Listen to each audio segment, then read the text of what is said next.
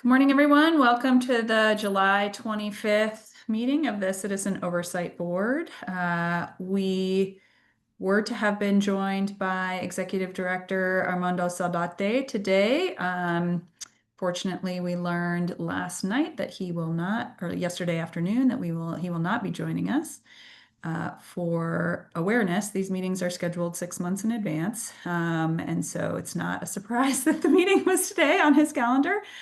Today is his last day with the city before he takes his new role with the Colorado Bureau of Investigations. We understand he has a meeting that's with the mayor discussing budget that conflicts with this time. So we will have more discussion on this topic in a bit, but just in case there is a expectation that he's here, it was ours as well, and now we understand that that's not going to happen. Okay, so moving into a little bit of board business. So the first thing, if we can just approve the minutes from our July 11th meeting, that would be fantastic.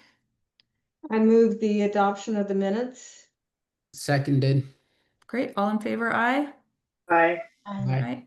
Any opposed? All right, the motion passes. Daniel, I see Timesha's note taker in the attendees list, so that might also mean that she's stuck in the attendees. But just letting you know that's there. I'll monitor. Okay. Good morning, Monitor Castle. Okay, the next thing is we were to have board elections last meeting.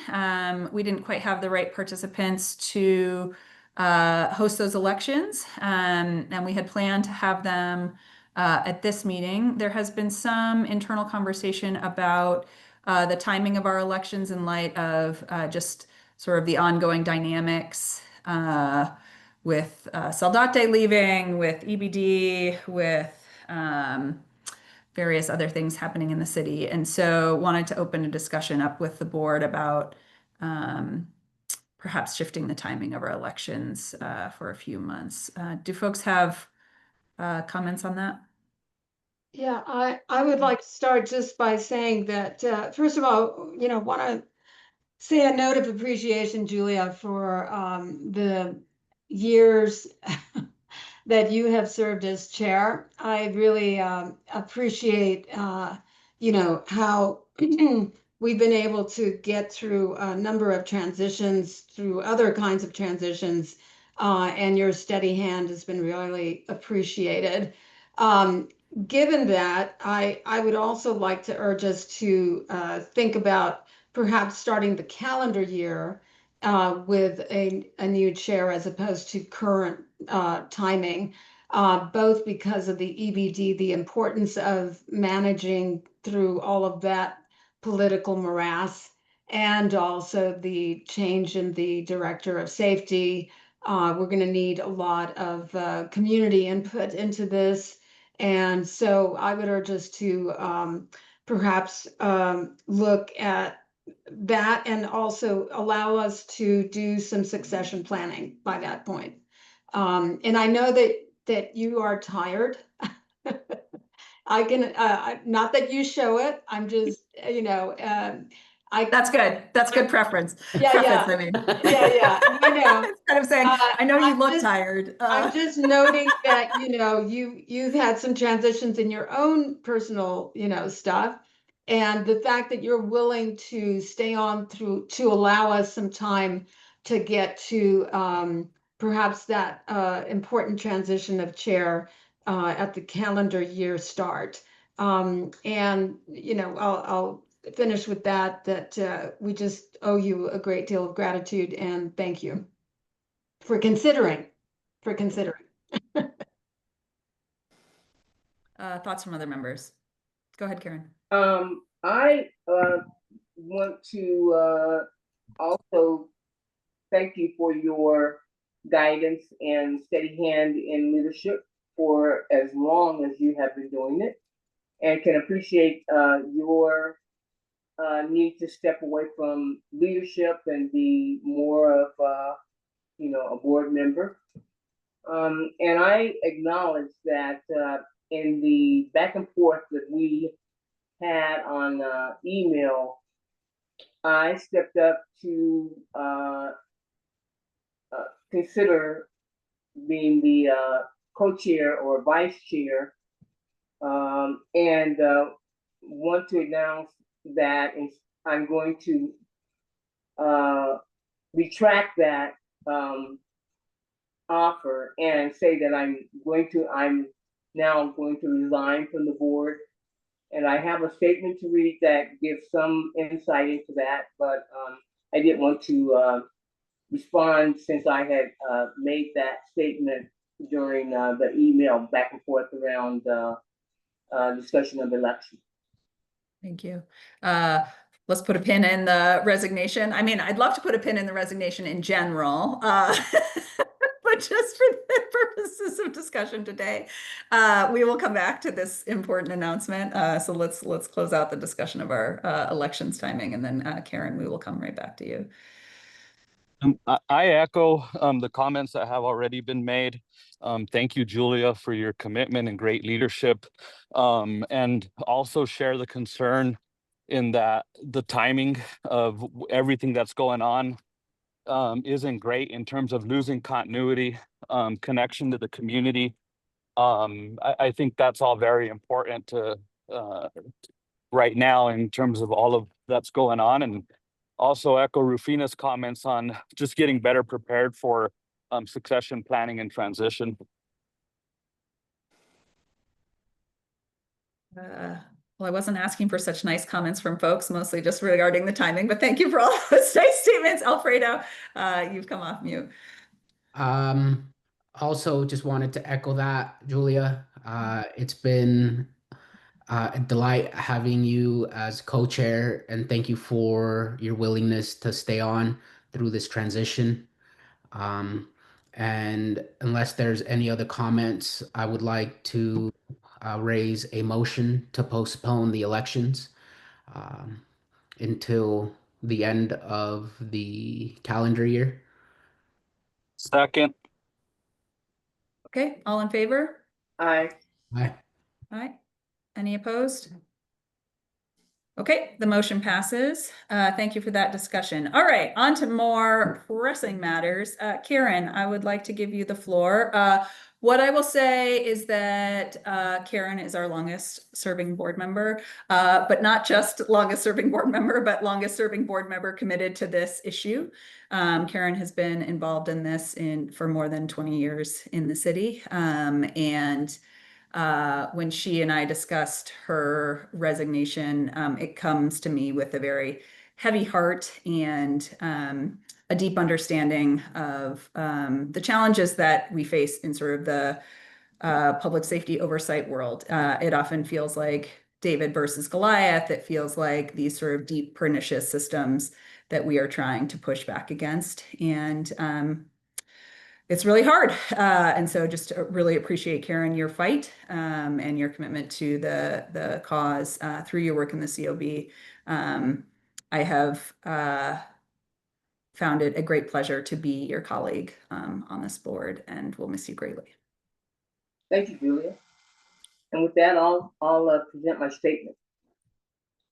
Having served the Citizens Oversight Board for approximately 10 years, initially as a citizen participant and subsequently as a board member, I am profoundly grateful for the opportunity to have collaborated with dedicated individuals on this board.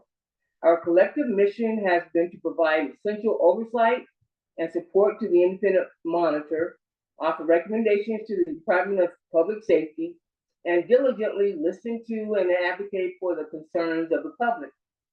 Today, I am tendering my resignation, confident that I have contributed significantly to assisting the public in obtaining answers and addressing their concerns regarding the Department of Public Safety.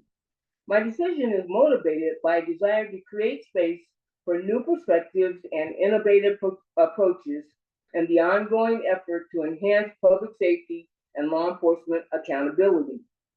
While Denver has garnered national recognition as a model for establishing a citizen oversight board, its operation, in my view, has not been without significant challenges. Throughout the board's tenure, the commitment of the Denver's mayors, past and present, and law enforcement leadership to the principles of independent oversight has, in my assessment, been consistently tenuous.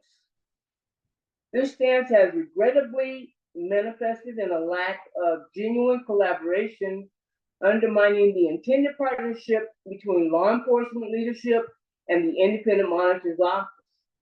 This has hindered effective cooperation in investigation of complaints and infractions, and in the crucial development and revision of policies governing the conduct of uniformed personnel within the Denver Fire, Police, and Sheriff Department. Furthermore, with each transition in the leadership of Executive Director of Safety, the Police Chief, and the Deputy Sheriff, existing disciplinary policies have been replaced, revised, or abolished with insufficient notice, time for review, comprehensive understanding, and meaningful feedback from the independent monitor, the Citizen Oversight Board, and the community. I remain confident that the Citizen Oversight Board will continue its vital work, fostering progress towards more cooperative, just, and accountable relationships between Denver's community and its law enforcement agencies. Thank you. Thank you, Karen. I'll take any comments regarding Karen's statement or following up with Karen about her announcement. Yeah, I would like to thank you, Karen. I am very saddened, really honestly, I'm very saddened to see you resign from the board. You are such a stalwart member, and you know, you are not a person with a lot of verbosity. You have, you know, a certain amount of briefness in your statements, but when you speak, you have a lot of power behind what you say. And so I just want to thank you for all that I have learned from you. And it has really been a pleasure. I know I'm hoping that you stay on until someone replaces you, correct? Correct. Yes. And given the length of time it's It'll be been years. taking, we may actually be able to have you for a little bit longer than you know, but I've really enjoyed getting to know you, and I want to just express how much I want to continue to learn from you for as long as I can. So don't be surprised if I'll be, you know, leaning over and saying, what the heck does this mean? You know? So thank you from the bottom of my heart. It really, and thank you for staying on the Community Engagement Committee, correct? Correct. Okay, all right, we're in good shape for a few weeks at least. Thanks. Yeah, I would just like to add to that. And I mean, wow, what a loss. And it's unfortunate that the system is in a way that is exhausting people. We have a hard time getting people to apply and get good candidates. We don't have a lot of interest in what it seems like from the mayor supporting getting folks onto the board, and to lose somebody like Karen, there's a lot of value that's going to be lost to that. But I also think that that should spark an interest to make some change. We need to do something to be able to provide better continuity, but then also to be able to attract and retain community members, because I personally feel that serving on the board, it really is a sacrifice of time. In order to do it well, it really does take a commitment. So to be able to do that as volunteers, and when we're required to be on meetings and so on, everybody that served on the board sacrifices to be able to um, be an advocate for the community and the citizens of Denver. So thanks, Karen, for your willingness to stay on, and thank you for your many years that you have contributed. You're welcome. Yeah, I'd Alfred? like to also echo that, Karen. It's been an absolute delight to get to know you over the last 2 years. Um, your presence has been grounding and critical in being able to offer that continuity. Um, Thank you for staying on. Thank you for your friendship. Thank you for your seriousness in the questions that you ask. Thank you for the laughter, and reminding us that there needs to be joy in the work that we do, as difficult as it is. And um, I think what really stands out to me in your statement is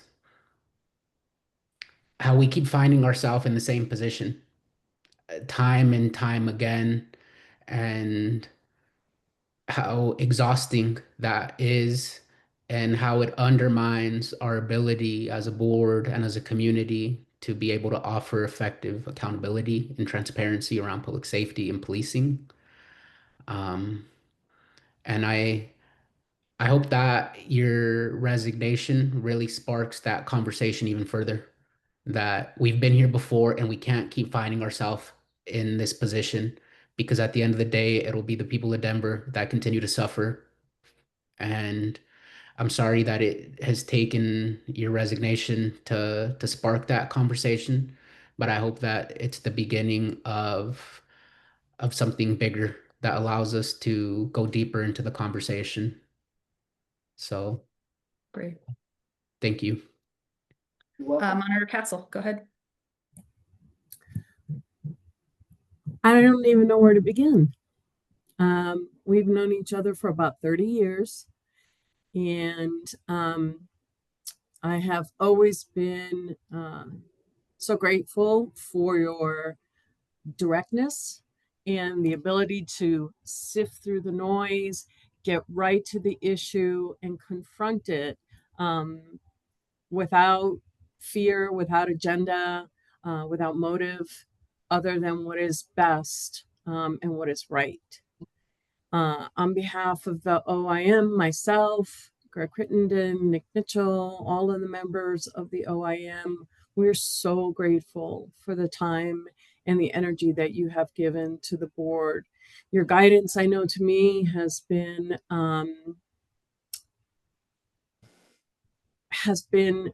always supportive, knowledgeable, and I could always count on you to listen to my frustrations, as I hope I gave you an ear for yours.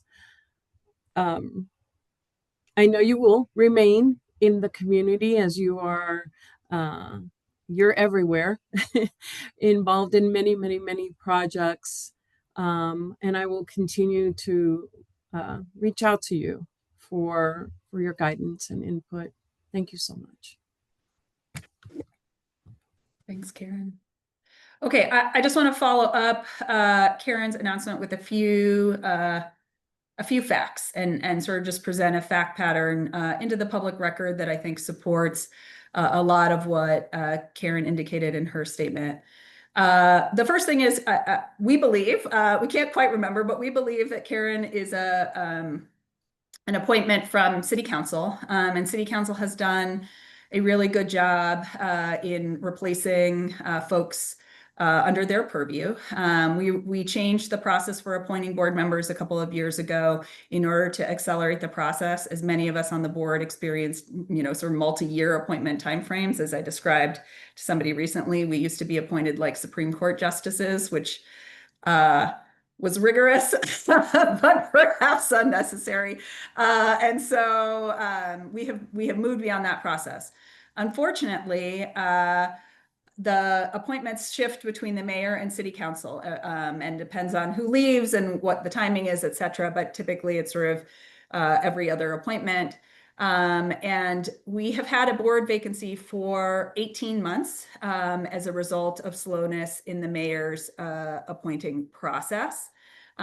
We had a potential candidate earlier this year from the mayor's office. That person didn't even live in Denver, which is an automatic disqualifier for somebody. So a good indication that not even a basic level of vetting was conducted before.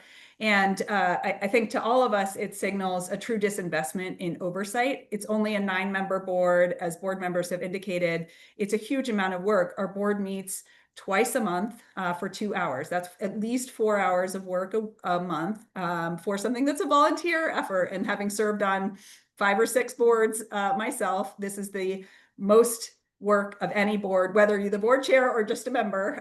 It is a huge amount of work. And why is that? Because the systems that we're working to improve are longstanding and difficult to untangle. So the first fact I'll share in the fact pattern is that we do not see the mayor or the city showing up in terms of oversight. So the appointment and the vacancy that we've had for 18 months leaves the board with 10% less capacity at a minimum, but likely more. The second thing is that when the police chief took his role a few years ago, his main priority was building trust with the community. I think what we can see in terms of the recent engagement with the community is that is not happening, and that is actually not a true commitment. We have seen the police chief not show up to public meetings. There was a meeting with 2 city council members, the OIM and the COB in May, that both EDOS of safety, Saldate was invited to, and the police chief were invited to, not there. The monitor presented to city council this week. The police chief was invited, was not there. Here we are in a meeting that was scheduled 6 months ago. It's the last day of work for this EDOS Saldate, but again, not here. The city is not showing up to accountability when it comes to oversight.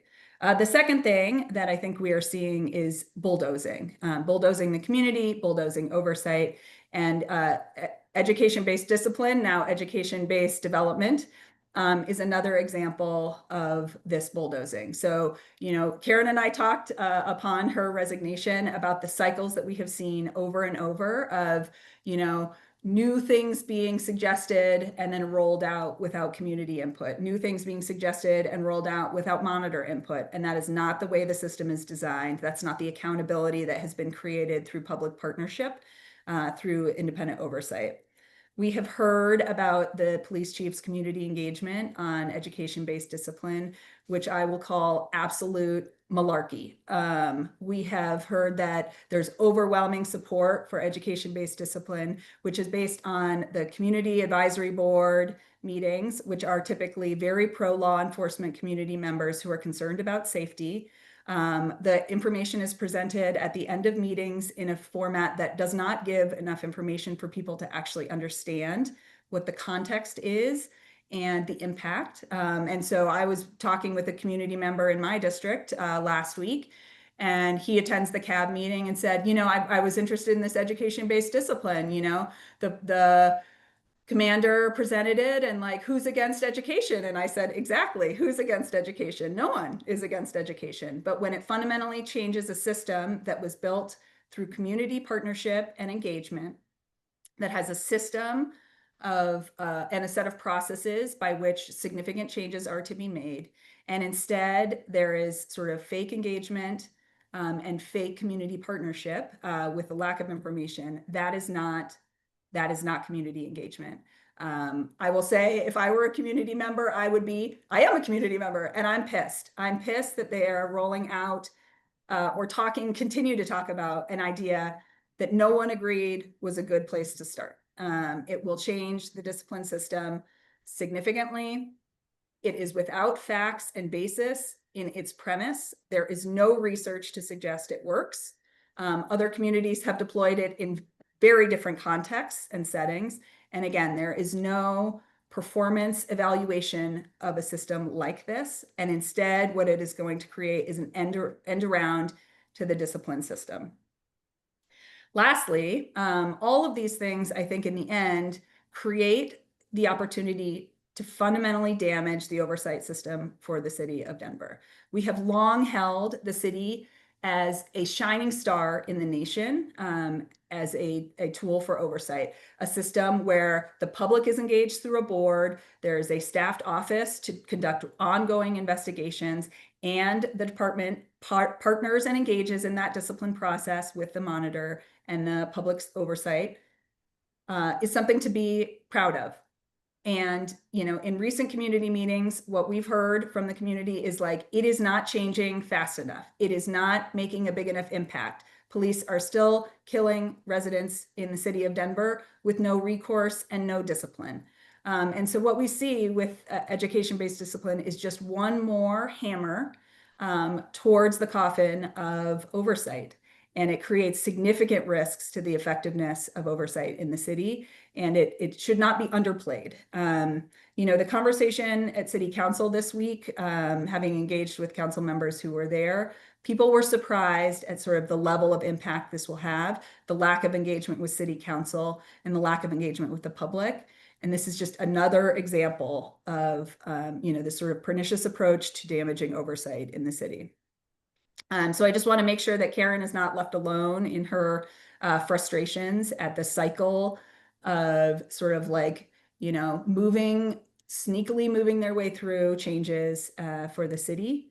Having spoken for a long time, I'm actually going to speak for longer and just sort of read what will soon become a broader statement from the board, if folks will allow me just a few more minutes.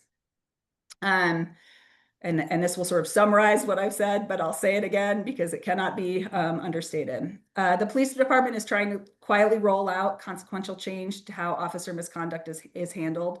The policy has never been presented to the public. It has been presented in PDF or PowerPoint form at the end of meetings in a quick highlight. It's never had thorough discussion or vetting with community groups who are typically involved in these issues, and it's never been vetted in the public. Education-based development or discipline enables officers accused of wrongdoing to be diverted into coaching or retraining, which could also count for their annual requirement for training. So there's literally no additional accountability on the parts of officers. It is simply fitting into what they already have to do, instead of facing formal consequences for bad behavior. You know, as we have said, no one is against learning and training. One of the conversations that the board often has with the police department is the need for increased training and increased development. However, the policy wasn't developed with the required transparency. It was only vetted through the monitor's office when the Citizen Oversight Board and the monitor's office expressed extreme frustration, to put it mildly, at the fact that we were presented with this huge policy change weeks, 10 days before it was supposed to go live. The policy was insufficiently developed. It was lacking in detail. It had contradictory information. What was being said out loud was different than what was written down. You cannot imagine the level of problems that the original policy would have created. And the new policy, while improved, is still not an idea that the board or the monitor's office agrees with. More than 20 years ago, Denver voters created a clear community-driven oversight structure when they passed the police discipline ordinance. The system centers around the monitor, citizen input, and a formal disciplinary matrix. But education-based discipline would sidestep all of that. Under the current proposal, an estimated 65 to 75% of misconduct cases would be funneled through this informal structure, away from the independent oversight that voters created. Let's be clear, this is not a minor adjustment to the matrix. It's a fundamental change to how police accountability works in Denver, and one that is being pushed through with no proper public vetting. In a recent meeting, and I highlighted this in my remarks before, the police chief claimed that there's overwhelming support. Having talked with the folks who are in those meetings, having been in those meetings ourselves, the overwhelming support is devoid of proper information and not true engagement. Even more troubling is how little evidence supports this approach. There is no clear research supporting the concept of education-based discipline or development. from other communities. The model is based loosely on a program in LA County, a place known for poor police conduct, and not exactly a place that we want to mirror. And other smaller communities like Pasadena, California, with vastly different oversight structures, use EBD, but it does not replace traditional discipline. It complements it. Denver, by contrast, is trying to move a majority of its cases into this alternative track. We've seen this story before. When sweeping changes are made in the name of efficiency without regard to the long-term consequences, when it comes to public safety and civil rights, expedience should never dictate process. The city charter exists to ensure that decisions about police conduct reflect community values, not just internal departmental preferences. And it exists to build legitimacy and buy-in, and it should not be skirted when it is inconvenient. We urge the mayor, the police chief, and the Department of Safety to pause and allow the policy to be brought into the open and let the conversation be truly held with the community. Let's continue to involve the independent monitor, the Citizen Oversight Board, City Council, and most importantly, the public. If we are going to change how the police are held accountable, let us do it the right way. Thank you. I understand that we've got a few members of the public on our meeting and would like to offer the opportunity for board members and or attendees to provide further commentary on this issue.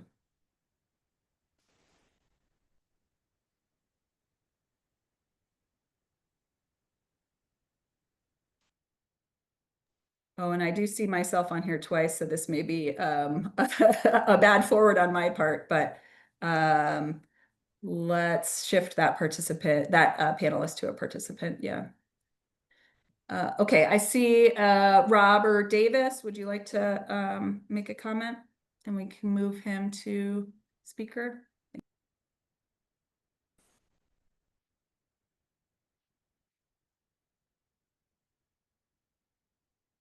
Good morning, Madam Chairperson. And I first want to just start by addressing Karen. I've appreciated your leadership and your engagement on the Citizens Oversight Board. And I'm so thankful for the times that you've reached out to me, the conversations that we've had, and just your, again, your overall engagement and leadership on the Citizens Oversight Board. So you definitely will be missed. And I just want to make sure that on behalf of the part of the community that I represent, how much I appreciate and want to just share my thanks. Relative to the education-based discipline, which is now being referred to as education-based, but what's the new D word? It's not discipline, it's now Development. Development. Oh yeah, education-based development. As you mentioned, Madam Chairperson, I am also very disappointed with Chief Thomas's leadership in this area. We asked him to come in to meet with the Denver Task Force to reimagine policing and public safety. He met with us. He made several promises to the community at that meeting. Number one, that he would cease to refer to it as being research-based, evidence-based. It is my understanding that they continue to promote it as research and evidence-based. He made a promise that he would convene a community committee to help to hash out what the policy would look like, how it would be implemented. He promised us that he would work in conjunction with the Citizens Oversight Board, as well as with the independent monitor. And none of those promises have been kept. I'm extremely disappointed. And, you know, for anyone who's watching this and are wondering where I'm getting these things from, you can visit our YouTube page, Denver Task Force, or you can visit our Facebook page, Denver Task Force, and you can see the recording of his meeting with us. We also had at the meeting Dr. Tracy Kazee from the the Center for Policing and Equity. And so, again, we're very disappointed. I'm hoping that this mayor that the chief of police will hit the pause button and will come to community so that we can ensure that we have policies and oversight that is in harmony with what this city has requested over and over again. In conclusion, this city has been very clear that oversight is extremely important, even to the most recent vote on how the independent monitor is appointed, removing that from the mayor's office and asking the Citizens Oversight Board to make the appointment with the ratification from City Council. Every time that this city has been asked in any type of ballot initiative to increase oversight, the city has voted to do so. And so I think that this is a slap in the face to the citizens of Denver, and it is unacceptable. Thank you so much for your time. Thank you for your commentary. Do we have any other attendees who would like to make a public comment? You may raise your hand.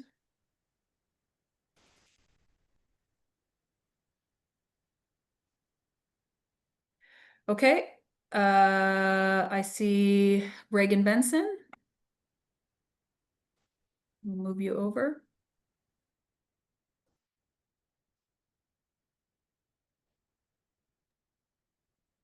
Reagan, I see you here.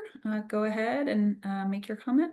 Hi there. Thank you for this opportunity. I really appreciate the last public comment made. And boy, I second that. All I want to say is that the lack of oversight with the Denver Police Department is getting worse. It's scary. I don't know what we're going to do about it, but we've got to do something. And mostly, I just wanted to say Ron Thomas needs to be fired. That's all I have. Thanks. Thank you for your commentary. All right. Any other public comments? Seeing none, we will proceed. Thank you, folks, for your. Go ahead, Daniel. Looks like Robert Davis or a different account with the same name is raising their hand. Oh, okay. All right, other Robert Davis, we'll bring you into the meeting. Thank you. Perhaps it's a forward. So go ahead, individual, and if you wouldn't mind identifying yourself before you speak. Okay, Dr. Calderon. I didn't realize I was under his account, but so first of all, I want to definitely thank you all for taking this so seriously and being responsive to our concerns. And of course, we'll miss Karen greatly. She knows the community. She's always had our backs. And so, I share her frustration, and I'm glad that she's able to articulate it here with you all today as well and put it on the record. I just want to add that I was in the hearing yesterday where Monitor Castle presented, and definitely so much appreciate that presentation. It's been a long time in coming in terms of community wanting to have a voice to City Council to express our concerns. And I think what we found yesterday was that they were very receptive to our concerns, as I had guessed that they would be. And as a result, we are going to finally get a public hearing in the Safety Committee at a date to be determined. And I think that just shows how much more we can do when we are working together. I think we've been fighting these battles separately, the COB, the OIM, the community, and it's been a bit piecemeal. And I think that when we all come together and we strategize together and we have a voice together, we are so much more powerful. It is the reason why, as Monitor Perez Castle said yesterday, she went through a timeline of the significant changes in discipline. And what I want to remind everybody is that that we were all involved, the monitor's office, the community, and the police, et cetera, other stakeholders. That didn't happen by accident. They didn't want us at the table then either. We had to fight to be at the table. And so this to me is typical behavior that they slide back and are not as vigilant because they don't have to be in terms of being responsive to community. So that's our job. Our job is to push them to do the right thing. And I'm thinking of the words of my friend Christy Donner, who runs the Colorado Criminal Justice Reform Coalition of the systems people at the state level, who told her, the system doesn't change unless you make it change. Even when we know we have to change, we won't do it until you make us change. So with that, I want to kind of announce and want to partner with you all that we're going to kick off our own round of public education about this policy that is not about education. I'm going on Brother Jeff's on Tuesday. I would invite anyone else who wants to join me to go on there, but I also think we need to hit the neighborhood associations. We need to follow in their footsteps of where they've gone to and presented their version. And then we also need to get ahead of them and present to other community groups to do the same thing preemptively. So thank you so much for being responsive again and making the time. And I look forward to working with you more on this. Thanks for your feedback, and welcome any board members to participate with Dr. Calderon in the Brother Jeff session. I may be available myself, so if that's helpful, I'm happy to attend. Okay. It's 2:00 on Tuesday, Julia. Okay. So okay, yeah, great. let's chat. I think I can make that. Thank you. Okay. All right. Anything else on this topic? Comments from board members?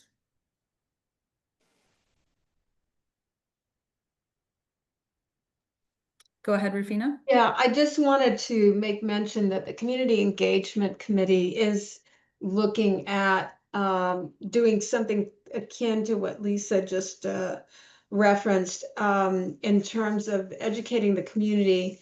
Although we were looking at organizations that we would approach and be bringing them up to speed on EBD, and also trying to, now that we have the director of safety appointment, to also talk with them about and get them engaged with us on that selection process effort. I think this is an opportunity for all of us, as Lisa said, to start working together on this effort. Thank you.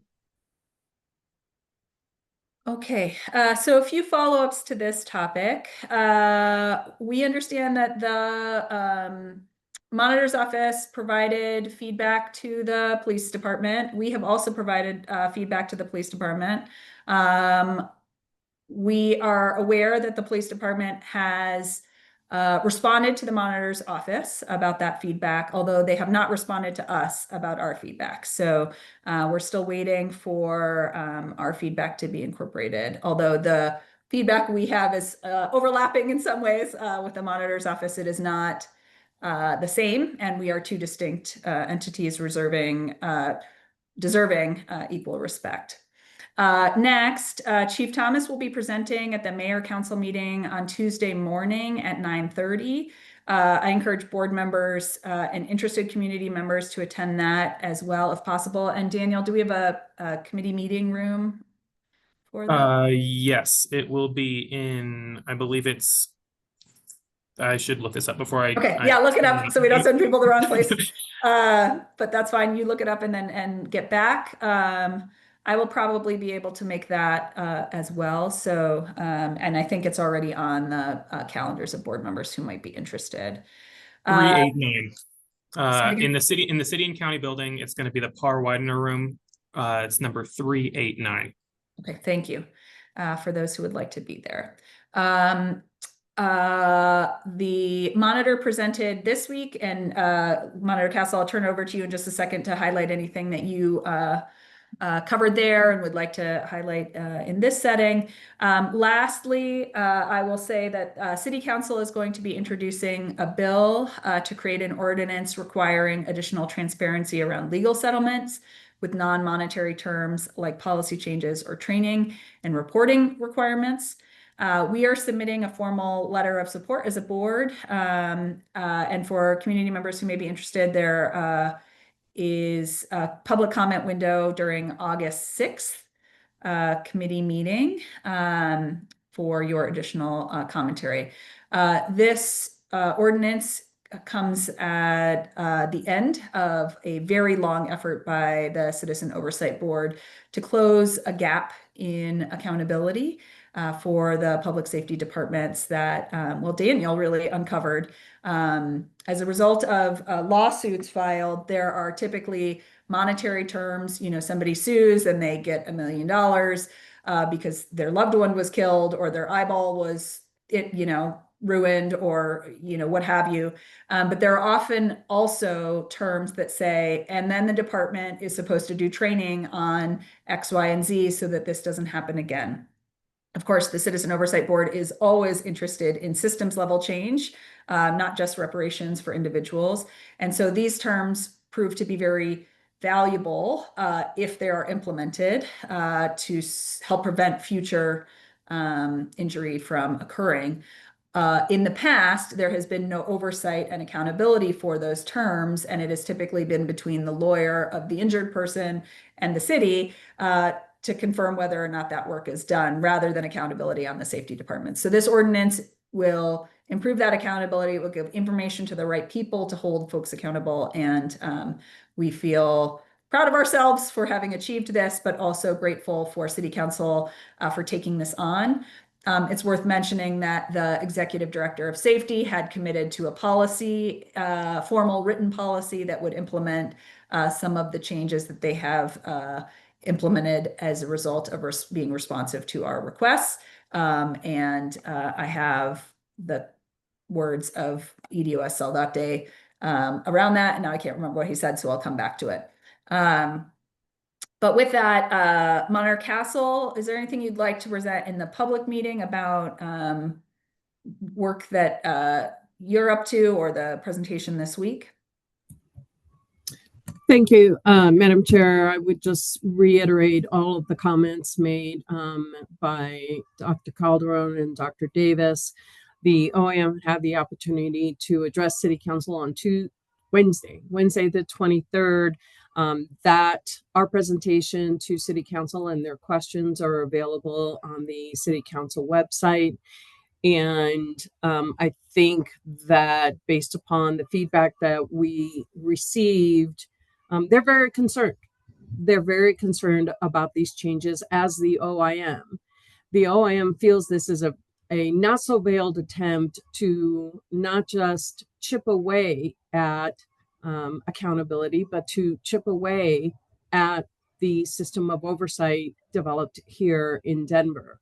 The police want to police themselves, and that is completely contrary to the current discipline system that was created established in 2008, in which community members, police officers, police union, academians, city council members, faith-based leaders came together over a 3-year period and spent hundreds and hundreds of hours putting together a system that would address not only the violation that occurred by law enforcement, but the harm that was caused to the community. And at this point, what the department is doing is, with the stroke of a pen, eliminating all of that without community input. And it is not a best practice. There's no support for this whatsoever, and putting the city and county of Denver and its citizens in a very precarious position.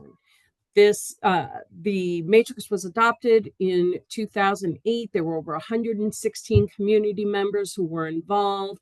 And as I stated before, hundreds and hundreds of blood, sweat, and tears hours to come up with this system. And now they want to throw it out and replace it with training.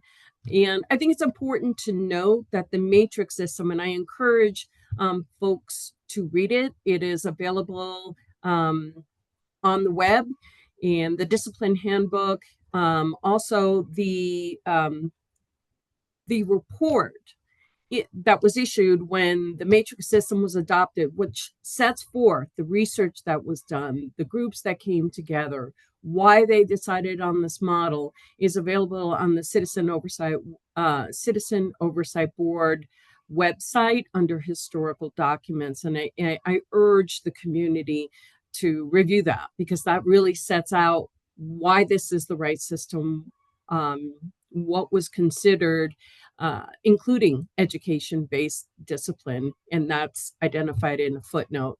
So knowledge is power, and that's been part of the problem here, is that the community doesn't have knowledge because the department has not shared the draft. PowerPoints are not policy. It is impossible for community members to say whether they agree or disagree with this based upon a PowerPoint. Not enough people understand also the intricacies of the discipline system, the role of the independent monitor. We review, we make recommendations of every single complaint filed by either a community member or an inmate or a friend of a community member. I'll say it again. Every single complaint filed is reviewed by the Office of the Independent Monitor for thoroughness and completeness. And we must certify, the OIM must certify that the investigation that is being conducted is both thorough, complete, and non-biased. And with education-based discipline, that is going to be eliminated. The degree of how we review these cases is going to be eliminated. I understand the chief says that this is for low-level offenses. What is a low-level offense? We don't know yet, because we have not received the final draft of the policy. Something that may be a minor offense to the department is not a minor offense to the community member who was harmed. And we need to have a discussion about that. And I believe it was Pastor Hughes at a reimagining meeting just started going through the offenses that the chief was indicating he wanted to cover, and brought up tremendous points about how certain offenses should not be part of EBD. That's the kind of continuing engagement that the community has to have. And in order for them to do so, they need to see the draft, see the policy before it is adopted. And that is what was done in 2008. That is what was done in 2017 when there was a use of force proposed change. The department shared the draft. The department shared the draft and gave up community an opportunity to weigh in on it. All of that is missing here. The chief is acting unilaterally and to the detriment of the safety of the Denver community. Thank you, Monitor Castle. A question for you. It's been my experience that the monitor's office and the police department are not always on the same page with regard to what the recommended level of discipline is. So they might say it's a level C, you might say it's a level D.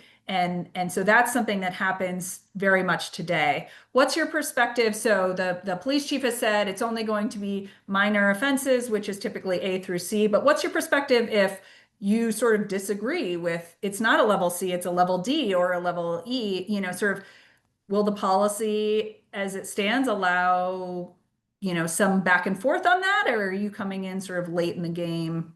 And, just sort of what will happen under this proposal for things where you disagree with the stated level? That's absolutely correct, Madam Chair. That is one of the strongest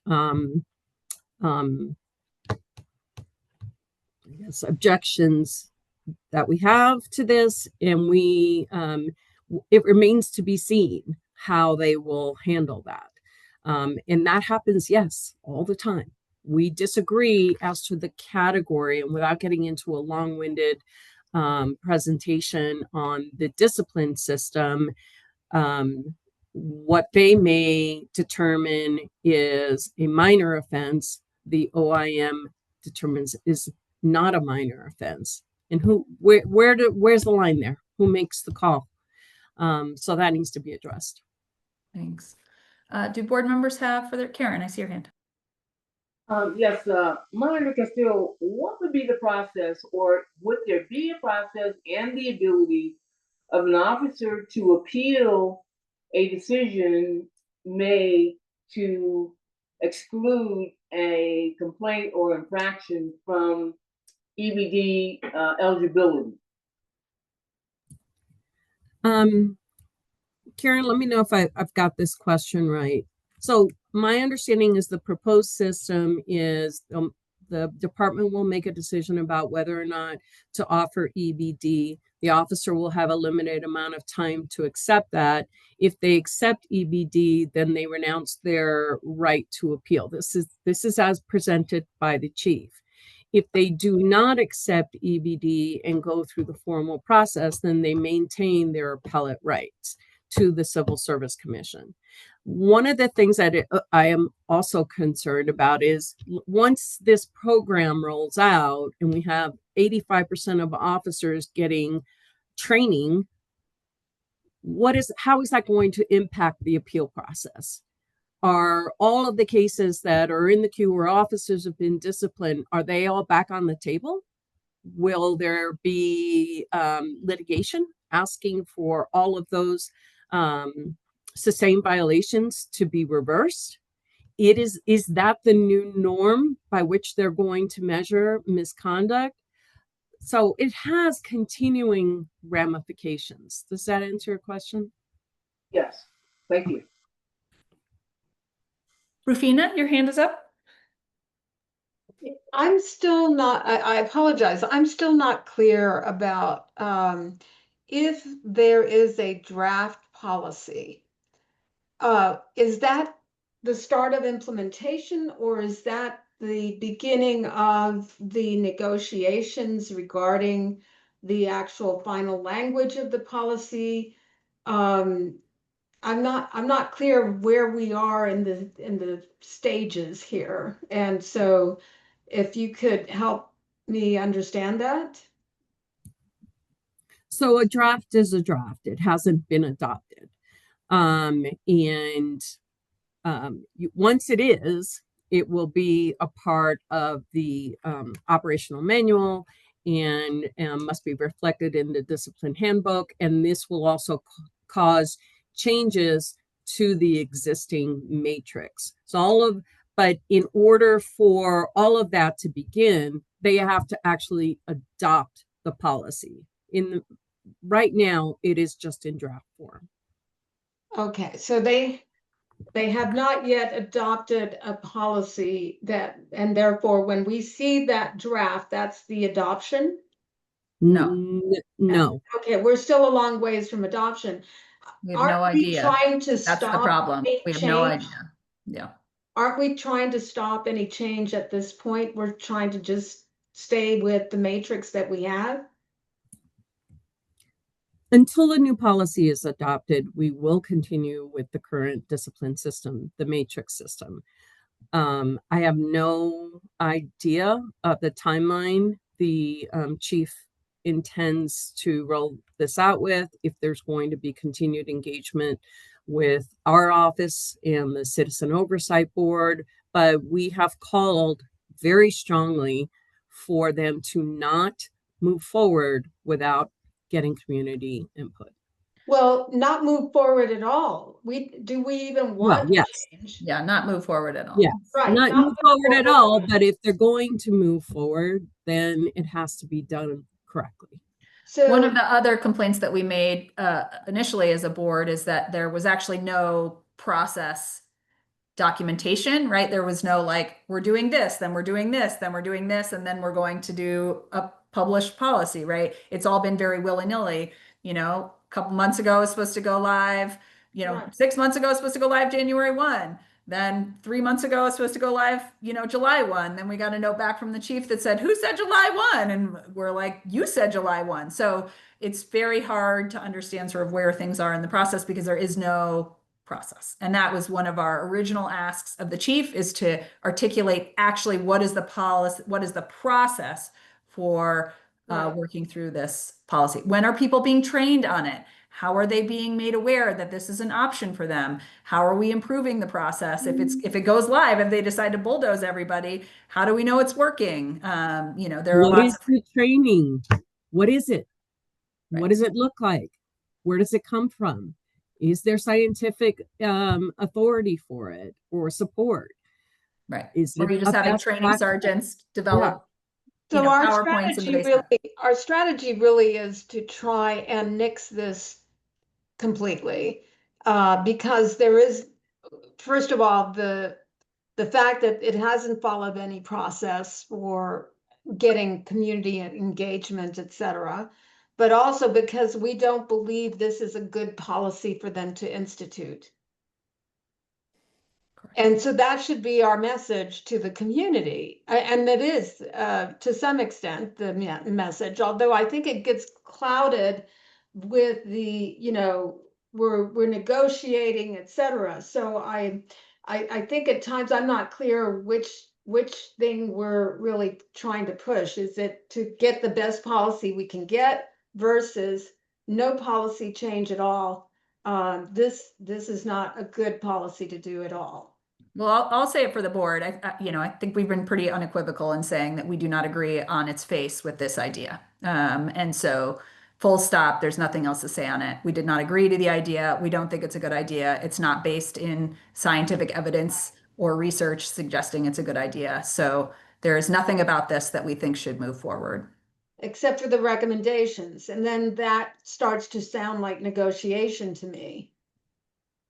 I think that the second perspective is like, if you're going to put a shitty thing forward, it might as well be less shitty than it started. And so, not to mince words, but the first version of it was abysmally bad, lacking in detail, and would have created significant issues. And Monitor Castle, I don't know if you want to say what the position of the monitor's office is. By ordinance, they are to share the policy with us for our recommendations and input. And we are very clear, we do not support this. There is no evidence to support it, and it will significantly impact oversight. Just one other thing I'll mention, because Daniel did some research on behalf of the board on the topic. One of the things that the chief cites often about EBD is that it will reduce recidivism. And, we have access to the full disciplinary database going back as long as the database existed. And Daniel, do you want to sort of speak to sort of the facts of what you found in terms of repeat offenses for officers? Sure. And Rufina, just before I do that, to clarify some vocabulary for everyone here, there is a draft. That draft can be published at any point in time, but at some point it will be signed and sort of finalized, right? And so you could publish it before you sign it, you can publish it after you sign it, and then there's the implementation date. So he could sign it and say it's going to be implemented, be effective in 6 months or immediately, right? And so currently it's a draft, and we don't know when it's going to be published. We don't know when it's going to be signed, and we don't know when it's going to be implemented. It could be a long time, or the chief could act unilaterally and sign it with an effective immediately date and then publish it afterwards. And it could all be done very, very shortly. And so that's the conundrum with the timeline. It's very vague, but it could be very concrete very soon.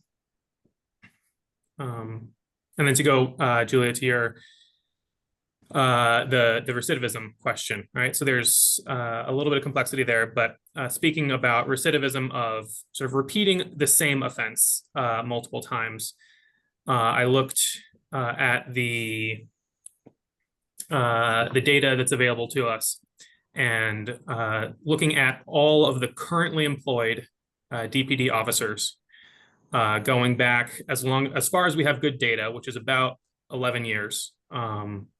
Before that, the data gets really messy. So in the past 11 years, there have only been 5 DPD officers who have committed who have been sustained on the same EBD eligible policy violation twice. And none have committed the same violation 3 or more times. Now that does change for, there are some scheduled discipline offenses, like showing up late to work, being late to court, those kinds of things that are not considered EBD eligible. And so they're not really relevant to this conversation. And those are sort of somewhat more common. There are more officers who repeat those violations. But within the scope of what EBD would affect, or has been cited to affect by the chief, there are only 5 current officers in the DPD out of roughly 1,500, a little less than 1,500, who have committed who have been sustained on the same policy violation twice in the past 11 and a half years. And so it does not appear that, at least as far as the EBD policy is concerned, officers repeating the same offense is not a meaningful issue. Just doing some quick math, less than 1/10 of 1% of officers, and that's over an 11-year period. So if you really took the whole pool of officers, right, it's 1,500 officers per year times 11. So you're getting into very small numbers. It is not a problem that we see. There are other discipline problems that occur, and officers firing their weapons, things like that would be of much greater concern in terms of recidivism. But again, we're not sure what problem you're solving. It's not a problem that's backed by evidence in data. So just worth mentioning. And Daniel, thanks for that research there. Okay, go ahead, Karen.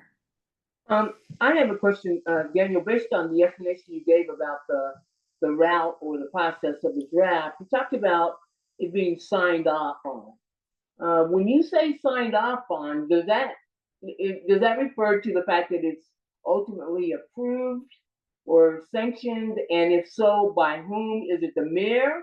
Is it the executive director of safety? Is it city council? Who actually approves the implementation or the acceptance of a proposal such as this? My understanding is that it probably requires, it definitely requires the signature of the chief of police. I believe it also would require, I believe he would require a lawyer sign off on it beforehand. I think that's just city policy. Is the Department of Public Safety has internal lawyers that review policy changes to make sure that they're not going to run, that the policy change is legal and isn't going to get them in I guess too much trouble. There's been a little bit of ambiguity as to whether or not the executive director of public safety would need to sign it and approve it. And so my understanding is that it is required, but not necessarily 100% confident on that. So executive director of public safety and chief of police would be the primary signers. It would not require city council or the mayor to be directly approving it. We have also seen policies be signed and made public and then rescinded. There was one just a few years ago where that happened. So, set in stone is maybe not the right set of terms here. Everything is fluid, especially when you release something into the ether that's a bad idea. So the fight continues even post-publication, one could say. Monarch Castle. Was it of this kind of magnitude, or would it have been something? Daniel, remind me which one that was. Are you referring to the sheriff's department's bike patrol unit?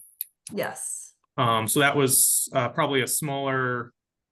I mean, similar in magnitude in terms of like the sheriff's department was trying to become a law enforcement agency, which is not its function in the city and county of Denver. So they were expanding their scope significantly beyond what was legally allowed.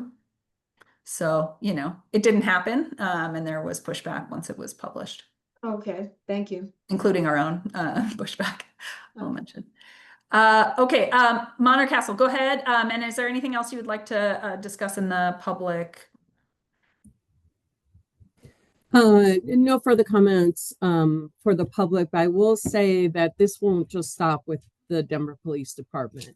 if this is adopted, I anticipate there will be a similar move by the Sheriff's Department to adopt this. And thank you, Daniel, for the information and the research. There is no best practice that we can find or have been provided that supports the position that this impacts recidivism. None. Thank you. It also doesn't matter if it impacts recidivism if you don't have recidivism. So it will very unlikely impact recidivism in the Denver Police Department. Alfredo, go ahead. Thank you, Julia. I would like to move that we read into the public comments, Executive Saldate's responses to the questions that we asked had he been here. I can do that. Okay, so we met with Executive Director Saldate last quarter. We had a number of follow-up questions or questions we didn't get to in the meeting, and we had been asking repeatedly for information on those questions. And so he has provided some information here, and I will shift screen so that I can read it here. So here are a few responses and non-responses from the executive director. And I've shifted screens, so if you have a question, just shout it out or you want me to stop. Last month, the mayor announced that as of April 11th, the city would be merging 311 and the police non-emergency line. Can you talk to us about the implementation and whether that has gone as expected? His response, technology services personnel are responsible for answering 311 calls Monday through Friday during business hours, and police non-emergency calls are still being managed by 911 staff. 311 has added the option to report a police non-emergency to the beginning of the regular interactive voice response, the IVR, and 911 has been working with them to replicate some of our smart IVR prompts into their smart IVR. All of that to say is that nothing has changed structurally, but we are continuing to make technology changes so that no matter what number the resident dials, they go to the right place. Budget and staffing limitations have impacted progress on this effort. Second question, since we last spoke, the firefighters union held a vote of no confidence in DFD leadership due to the lack of discipline despite clearly documented policy violations. In cases like this, it is the decision whether or not to impose the discipline on a department head yours or the mayor's? Has the final decision been made or is it still being considered?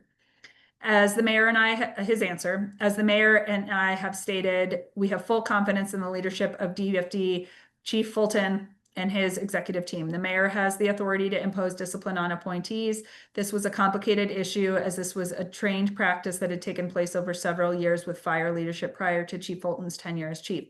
The DFD have made a number of changes to prevent this practice in the future. And as you may recall, as soon as I learned of the practice, I ordered it to be halted. Chief Fulton voluntarily reimbursed those hours that occurred during Mayor Johnston's tenure. Decision by the mayor was not to impose additional disciplinary actions. In March, it was reported that In March, it was reported that you and Chief Thomas declined to join the mayor's strike force signal group chat, but that Sheriff Diggins did. Do you consider Sheriff Diggins' participation in that group chat to be inappropriate? His answer, no, I do not. Sheriff Diggins joined the group chat as he was instructed to do so. It was my understanding that the signal chat did not violate any policies or laws. Questions that we had hoped that EDOS would answer today.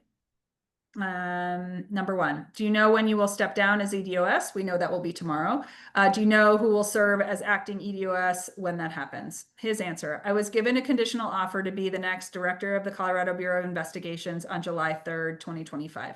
After a comprehensive process, the conditions for my final offer were completion of fingerprinting, background investigation, drug testing, polygraph, psychological assessments, and reference interviews. I was notified, I completed the process successfully and provided a final offer of employment on Friday, July 18th, 2025. I was asked to start on July 28th, 2025, in order for me to have some overlap with the interim CBI director who was due to leave at the end of July. Throughout the process, I have worked closely with the mayor and his chief of staff to discuss the process and my decision to join CBI. I have also communicated with safety leadership and other city leaders. My final business day with the city is today, Friday, June 25th, 2025. At the close of business today, DOS Chief of Staff Jeff Holiday will be delegated the acting executive director of safety. Jeff has been the second in command of the DOS for some time and serves as my delegate when I'm out of town. Jeff will serve until a new executive director is nominated by the mayor. It should be mentioned, this is not in the questions, it should be mentioned that in the past, the community, the COB, and etc. have participated in the selection and or vetting of that executive director of safety. And so we are still awaiting any information on a public process. Our next question, given your upcoming departure and relative recent termination of Mary Dulacki, what kinds of impacts should we expect to the discipline process? How can we ensure that cases of potentially serious misconduct don't slip through the cracks or end up declined for administrative timeliness reasons? There should not be any delays or impacts with the discipline process. Once written chief commands of discipline are received from the DPD or DFD for their sworn members by the DOS, there is a time frame for the final order of discipline from the DOS to be served. Jeff and I have been processing those without delay. Upon my departure, I've delegated the role to administer sworn DPD and DFD discipline to an acting deputy director until the new EDOS can hire a new deputy director. I was deliberate to leave this role to be filled by the new EDOS since I was only going to be with the city for a short time. Our independent oversight system, the current work process, and the leaders in place to complete the discipline process will continue to comply with the administration of discipline governed by CSC and CSA rules. All right, reaching the end. What is the current status of AIU's operations and their backlog? In our last meeting together, you told us that you were personally meeting with some of those investigators. What will happen when you stop being involved? His answer, I have participated in individual meeting with the PID leadership and individual investigators and analysts. Jeff and I have been closely monitoring their performance. We have hired 2 investigators. These efforts, along with the exceptional leadership that the AIU manager, Elizabeth Brett, have brought significant improvement with the timing and quality of investigations. The efforts, process improvements, and performance management are not dependent on me. They will continue with the current leadership. Monitor Castle, I'd love your thoughts on if you agree with the fact that there are significant improvements, if you might opine on that briefly. I'll have to get back to you on that because we will have to run the data. Okay, thank you. What is the status, our question, what is the status of your efforts to finalize a policy requiring the OIM to be involved in any post-appeal settlements? His answer, I will check on the status of this today. In the interim, I will send out a directive today codifying the process until policies are updated. Number 5, what is the status of your efforts to finalize a policy requiring the Department of Safety to share settlements, including non-monetary terms and evidence of compliance with those? And this is the matter that we discussed earlier in this meeting. His answer, my understanding is that we have been fully compliant and transparent with the OIM expectations and involvement on non-monetary terms. DOS Special Counsel Wendy Shea, DOS Legislative and Policy Director Emily Lauk, and the CAO Litigation Section communicate frequently to fulfill their commitments for this issue. I know there have been some other proposed changes in process that we are monitoring. We'll finalize policies and continue to update the processes as those occur.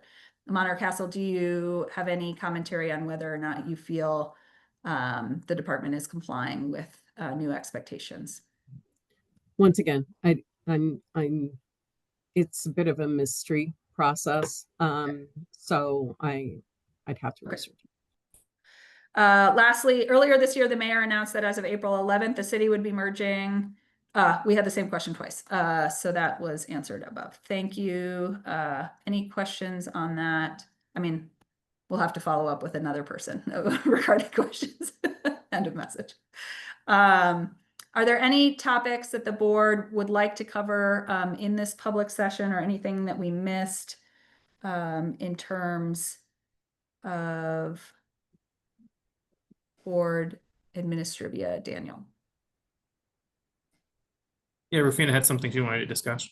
Okay, great. Rufina? Right. I had just asked that certainly for the Community Engagement Committee, we'd like to know about other kinds of organizational meetings that we've been invited to or that we know of. But the other piece that I hadn't thought about earlier is that the Office of Independent Monitor obviously also knows of meetings that are happening in the community. And so if we can get access to that information also, that would be great. What I'd like to see is, if possible, and I know that's a lot, we're asking a lot of the board members, but if there are meetings, particularly to those organizations that we have current relationships with, that we try to at least have some presence of the board at. And that's something we're going to talk more about at the Community Engagement Committee coming up this coming Wednesday. And Julie, I hope you can make that one. Has that invitation been sent? Yes, if it's on my calendar, I usually can show up.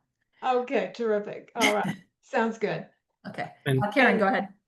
Yeah, I'm wondering if we can get updates as to the status and operation of STAR and SET, as well as who will be managing those initiatives now that Mr. Holliday apparently is going to take on the interim leadership until they choose another executive director.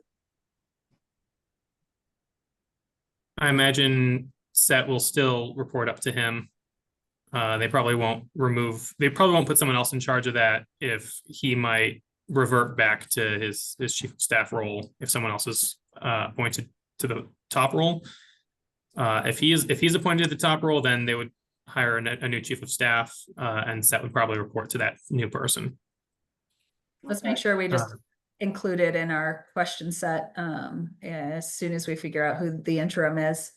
And have we heard anything about the possible timeline for the selection process? I don't know how long those take. Is that a 6-month more time frame, or is it shorter? It's up to the mayor.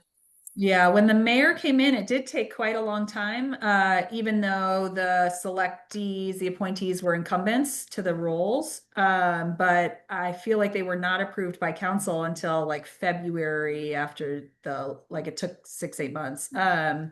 So we could be in an interim state for a while. I don't know that that's repeated here, but that was the experience the last time.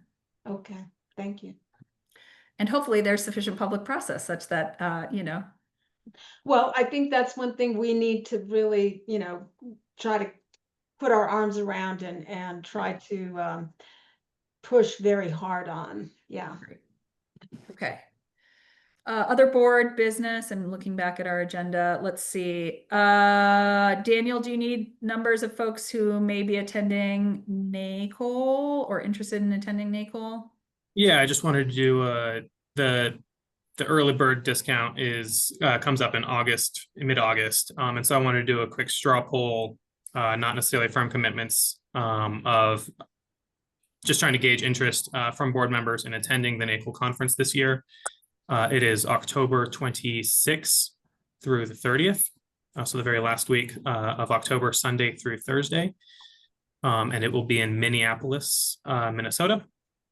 And so happy to, I think typically we sort of underbook a little bit. So if say 4 members want to go, I might purchase 3 registrations at the early bird price, which gives us a little bit of, because they're transferable but not refundable. And so, and then if we need to, if we get closer to the date and it looks like everybody's still locked in, we'll buy that last one at the full price. And so, which is only like $100 more. And so I just wanted to get a straw poll initially to see sort of, and then there's also budget implications for how many people want to go as well. So.